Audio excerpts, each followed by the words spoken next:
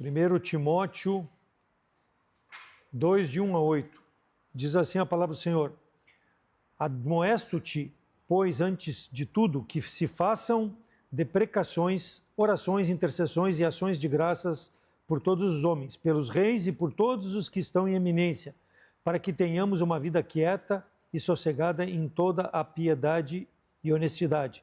Por isso é bom e agradável diante de Deus, nosso Salvador, que quer que todos os homens se salvem e venham ao conhecimento da verdade, porque há um só Deus e um só mediador entre Deus e os homens, Jesus Cristo, o homem, o qual se deu a si mesmo em preço de redenção por todos, para servir de testemunho a seu tempo.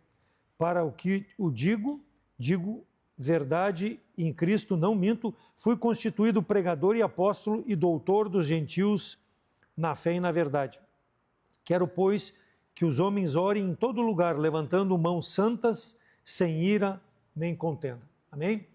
Senhor, pedimos a tua orientação nesse momento, para que a tua palavra fale aos nossos corações. Ajuda-nos a cumprir o propósito de levar o evangelho a toda a criatura. Perdoa os nossos pecados, em nome de Cristo que eu oro. Amém. A Igreja de Deus.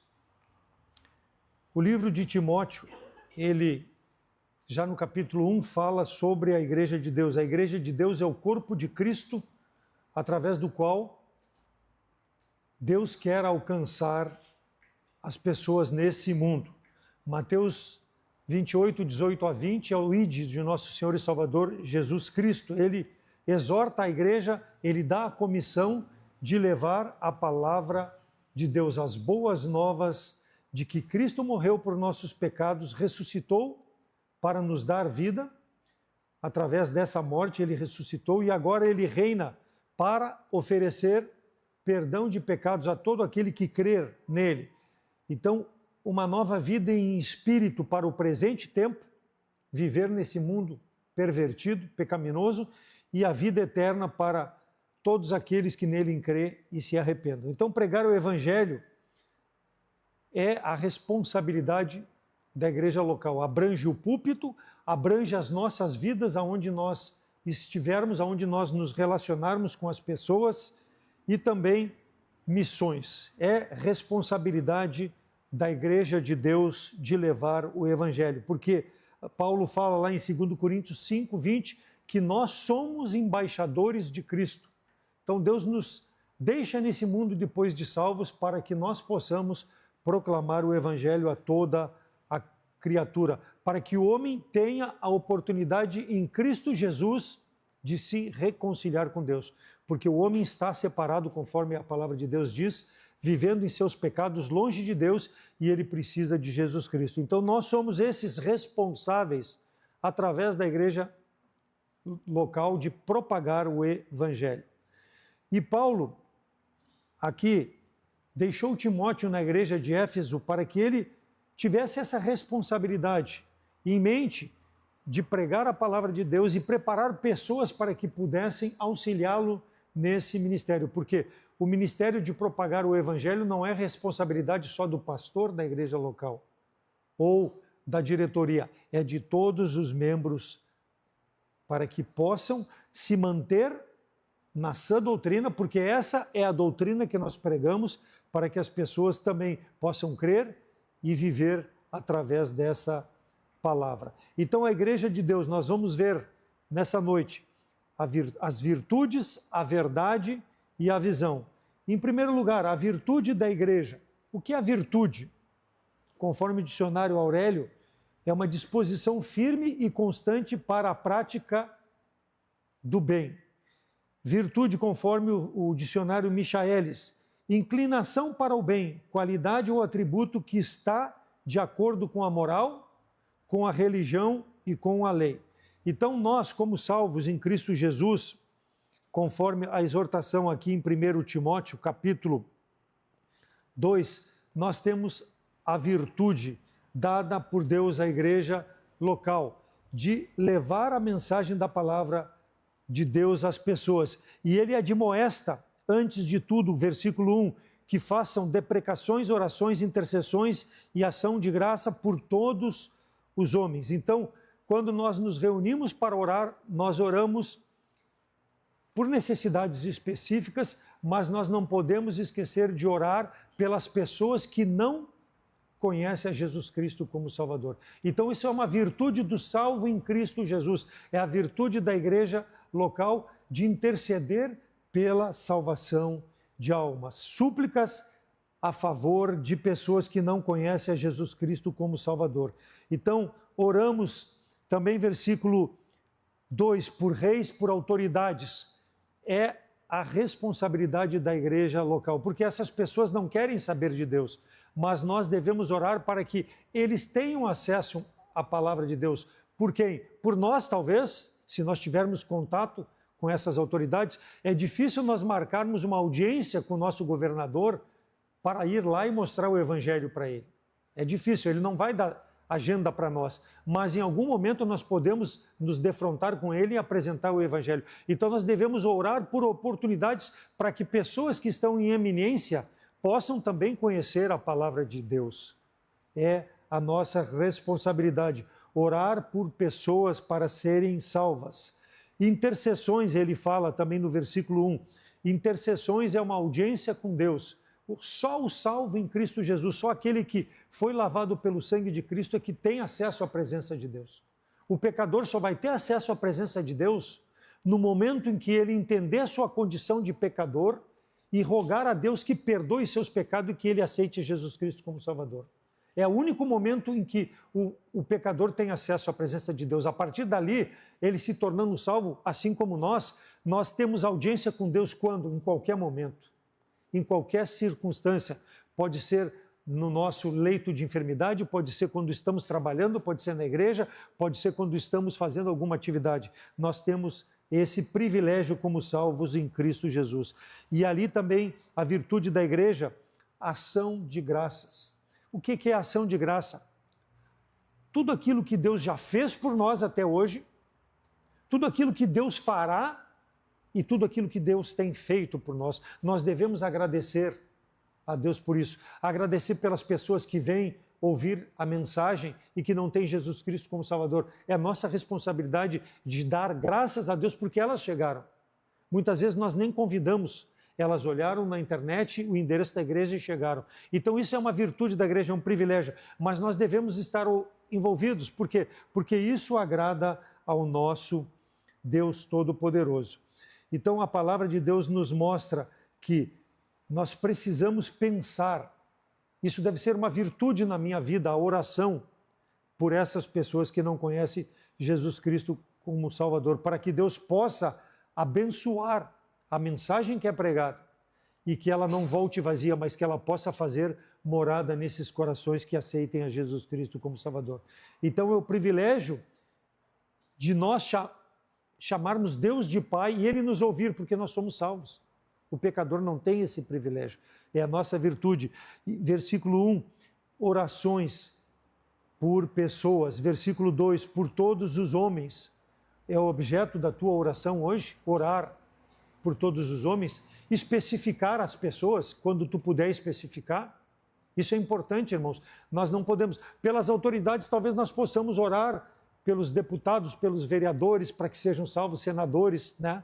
Mas devemos nomear as pessoas, porque Deus quer que nós tenhamos um foco específico no trabalho que nós temos feito de evangelização e de propagação do Evangelho, para que o resultado possa acontecer, sem classe social, sem discriminação. Nós devemos interceder por essas pessoas. Por que orar por reis aqui, como fala pelas autoridades? Porque eles, em eminência, juntamente com os senadores, deputados, estabelecem leis que vão impactar sobre as nossas vidas. Nós devemos orar para que Deus dê sabedoria, mesmo que eles não creiam em Deus, mas que Deus direcione eles para que eles possam fazer leis, não que venham nos agradar, mas que possam nos dar a liberdade de continuar pregando o Evangelho. Porque há muita influência contra isso. Muitos sobem ao poder como deputados, como senadores, para legislar em seu benefício e muitas vezes contra a igreja do nosso Senhor e Salvador Jesus Cristo. Então nós devemos interceder por esses que estão em eminência. É a virtude da igreja, por quê? Para que eles tenham o interesse de nos manter em liberdade de pregar o Evangelho. As decisões deles podem afetar as nossas liberdades. Então, irmãos, a importância do culto de oração, a importância do tempo de oração que tu deve ter em tua casa, no teu tempo a sós com Deus, é uma virtude que é dada a ti como um salvo em Cristo Jesus. O incrédulo não vai orar por ninguém, ele vai pensar nas suas necessidades, mas nós devemos ter esse entendimento, e é a palavra de Deus que nos mostra. Isso, então, é parte da igreja de Deus. Um segundo aspecto, além da virtude da oração que fortalece os relacionamentos, a verdade da igreja, versículos 4, 5, 6 e 7. A verdade, as nossas orações devem agradar a Deus porque elas devem ser baseadas na vontade de Deus. E aonde eu vejo a vontade de Deus? Na palavra de Deus. E a palavra de Deus é a verdade que deve nortear a nossa vida depois de salvos em Cristo Jesus. Então, se nós desejamos a comunhão com Deus, nós devemos meditar na palavra de Deus para que quando nós orarmos, termos o entendimento de saber aquilo que nós pedimos, porque deve ser conforme a verdade. Versículo 4, que quer que todos os homens se salvem e venham ao conhecimento da verdade, ou seja, conhecimento da palavra de Deus. Nós temos a liberdade de carregar a Bíblia, nós temos a liberdade de abrir as portas e pregar a verdade, né? E isso é uma virtude da igreja local. Graças a Deus que a nossa igreja não se ocupa com fábulas. E Paulo fala a Timóteo no capítulo 1, versículo 4, cuida a sã doutrina, olha as fábulas, pode olhar ali, o versículo fala sobre isso. Nós pregamos a verdade. Nós não pregamos vantagens para quem vai crer em Cristo Jesus, não. Nós pregamos a necessidade de se reconciliar com Deus e ter um relacionamento íntimo com Deus, porque a verdade é que edifica, a verdade é que transforma. Conhecereis a verdade e a verdade vos libertará da onde? Da sua vida de pecado, da vida que está afastado de Deus. Então é uma virtude da igreja de pregar, de viver a verdade, e cada um nós individualmente deve ter isso em mente aonde está levando a palavra de Deus. A igreja, a missão então é apresentar Jesus Cristo ao mundo, enquanto o Senhor Jesus Cristo apresenta Ele mesmo através da sua obra redentora na cruz. Então, quando nós falamos de Cristo, nós não estamos falando de qualquer um, nós estamos falando daquilo que Ele veio fazer nesse mundo. E é isso que nós apresentamos para as pessoas. Essa é a verdade que deve ser propagada. O evangelismo que nós devemos levar aos homens com a nossa vida, através de uma vida de consagração para essa missão que Deus nos deu. Somos fortalecidos na verdade. Quando nós estamos na verdade, permanecemos na verdade, nós vamos ter força para enfrentar as ciladas do inimigo que coloca para que nós não sejamos um testemunho às pessoas. Então é importante isso, o cuidado da igreja. Tu tens se alimentado na verdade para ter força para lutar contra o mal, contra as hostes espirituais do maligno? Tem tido isso? A verdade é que vai te dar essa vitória. Leia Efésios capítulo 6, que fala sobre isso também. Nós precisamos fazer isso. Por isso que quando nós pregamos a verdade, além dela transformar a vida daquele que não tem Jesus Cristo como Salvador, ela deve nos exortar como salvos a crescermos nessa verdade. Aplicar essa palavra à minha vida para que eu possa melhor servir ao Senhor, para que eu possa melhor ser a luz nesse mundo, o sal nessa terra. E ele fala lá, versículo 5, em relação à verdade, porque há um só Deus e um só mediador entre Deus e os homens, Jesus Cristo, homem. Mediador, é um árbitro. O Senhor Jesus Cristo está arbitrando entre Deus e o homem, porque ele está, depois que ressuscitou e ascendeu ao céu, está à direita do Pai, intercedendo. Quando nós oramos, fazemos pedidos para que as pessoas sejam salvas, ele está mediando essa oração. Ele leva na presença do Pai aquilo que nós apresentamos, porque nós temos acesso. Por isso que Cristo veio, o homem estava separado de Deus e ele abriu esse caminho para que o homem pudesse a qualquer momento. Eu não consigo falar com o governador, mas com Deus eu consigo. Por quê? Porque Jesus Cristo me representa. Eu tenho um acesso livre, direto. Deus deseja que todo salvo tenha isso em mente a qualquer momento.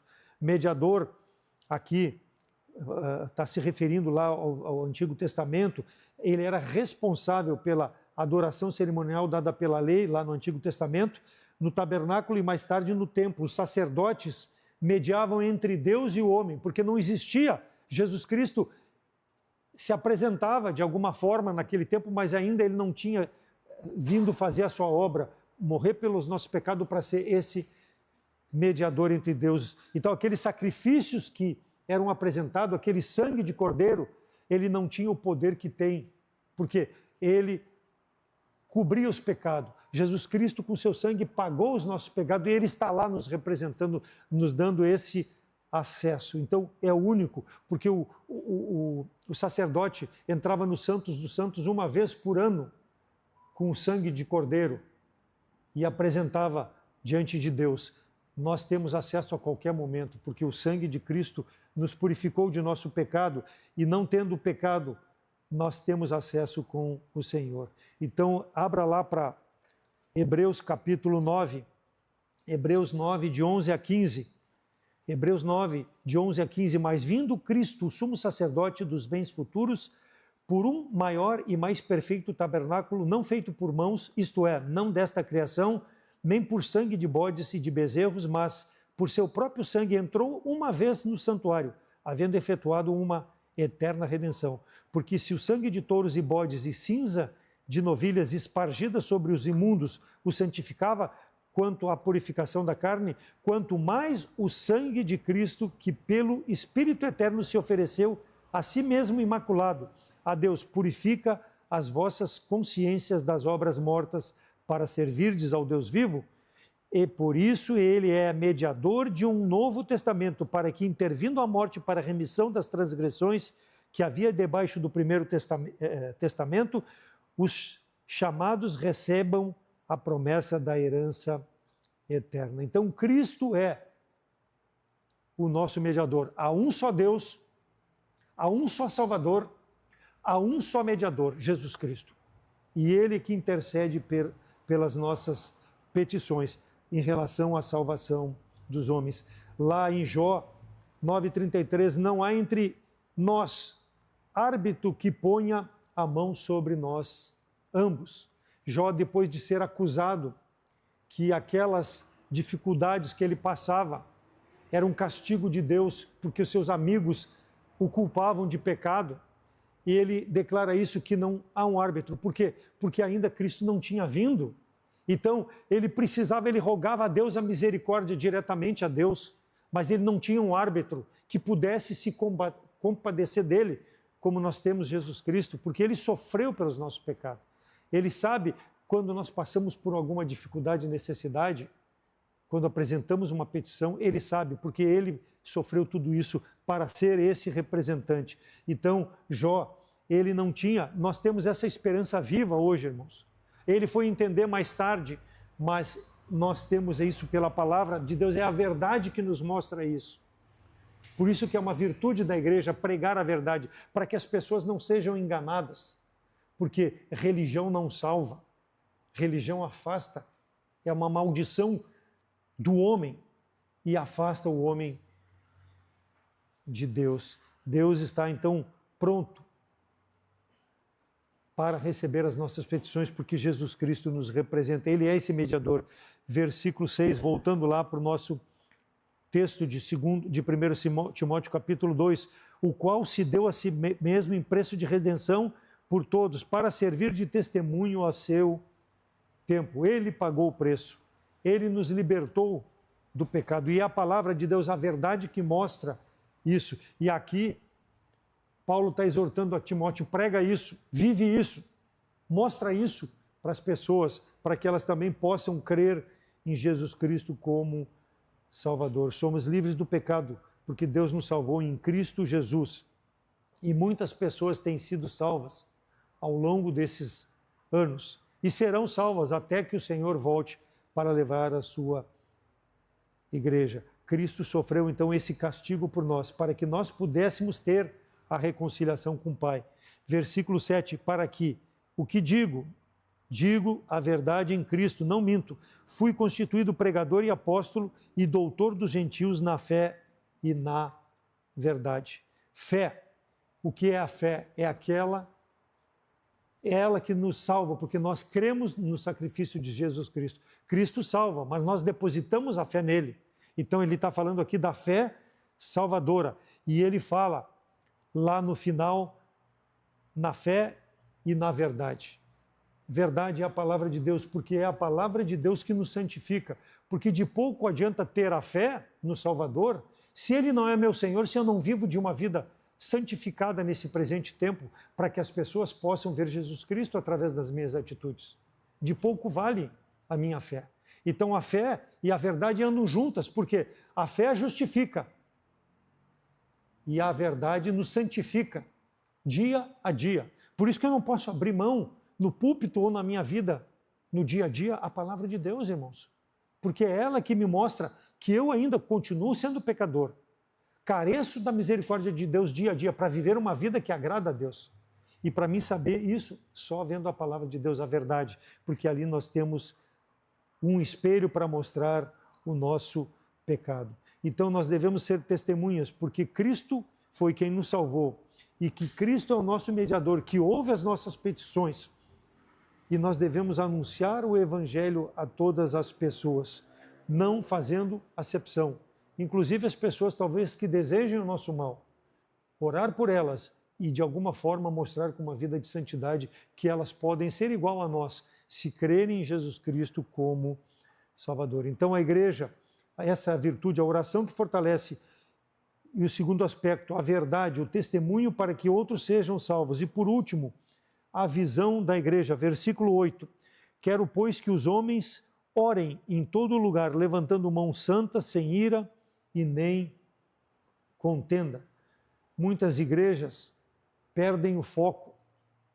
Por quê? Porque não tem a oração dentro do seu, não da sua rotina, mas dentro do seu, da prática da verdade do dia a dia. Missões, irmãos, sem oração, ela não tem força. Seja a missão que eu estou fazendo onde Deus nos manda, ou seja a missão que nós sustentamos missionário. E ele diz ali, orem em todo lugar, levantando mãos santas. E aqui, naquela época, se levantava as mãos para mostrar na presença de Deus o arrependimento, a misericórdia. Hoje nós não precisamos disso, porque se nós começarmos a fazer isso, nós vamos ser uma igreja pentecostal que levanta a mão por qualquer coisa. Mas não adianta eu levantar as mãos se meu coração não está limpo, se a verdade não é praticada na minha vida. Então é um passo após o outro, para que Deus possa entender a minha necessidade, seja de joelho, seja deitado, seja de olho aberto ou fechado, Deus ouvir a minha súplica. Por quê? Porque eu estou firmado na verdade, eu estou santificado, eu não preciso demonstrar publicamente, porque senão você é um fariseu, como Cristo repreendeu os fariseus, que se apresentavam publicamente como santos, mas tinham uma vida degradada, uma vida que não agradava a Deus. Então é importante nós termos esse pensamento de orarmos por missões, de evangelizarmos e orarmos por essas pessoas que nós estamos evangelizando, por todos os homens, para que eles possam ter o mesmo entendimento da verdade. Porque se não houver oração, o Espírito Santo não vai trabalhar no coração dessas pessoas. A palavra é pregada, o Espírito Santo faz a parte dele, mas nós devemos também interceder em oração, irmãos, para que as pessoas possam chegar ao entendimento. Isso é uma visão que eu tenho da palavra de Deus. Eu acho que é um conjunto de circunstâncias, porque a palavra não volta vazia, porque ela vai fazer a obra que apraz. E se eu faço a minha parte, Deus vai trazer a recompensa. Lá em João 4,35, a parte final, eis que vos digo, levantai os olhos e vede as terras que já estão prontas para a ceifa, brancas para a ceifa.